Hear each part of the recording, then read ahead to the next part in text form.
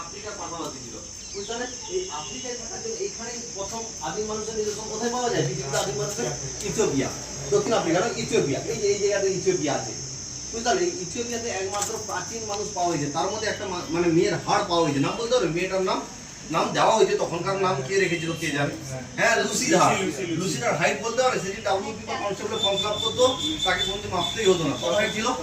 6 foot কি 12 foot, বুঝতে পারলে? সে মাথা ঢোকাবে না, পা ঢোকাবে না, বুঝতে পারবে না। এসএসসি জিডি বলো যে কোনো ক্ষেত্রে কত ফুট নেয়? 5 ফুট কি, মানে সে এইখানে মাথাটার উপরে, বুঝতে পারলে? মেয়ে যাই, আবার বাচ্চা মেয়ে, আবার যদি তোমাদের বয়স হতো তাহলে ভাবো কত লম্বা হবে, বুঝলে? এর থেকে বোঝা যাচ্ছে মানুষ আগে খুব লম্বা ছিল, বর্তমান মানুষের বিবর্তন, মানুষের বুদ্ধি বাড়ছে কিন্তু হাইটে ছোট হচ্ছে। এরকম হতে হতে একসময় বলছে খাটো মানুষ হয়ে যাবে। লিলিপুট, এই যে আছে না, এর কার লেখা বলো তো, লিলিপুটিয়ান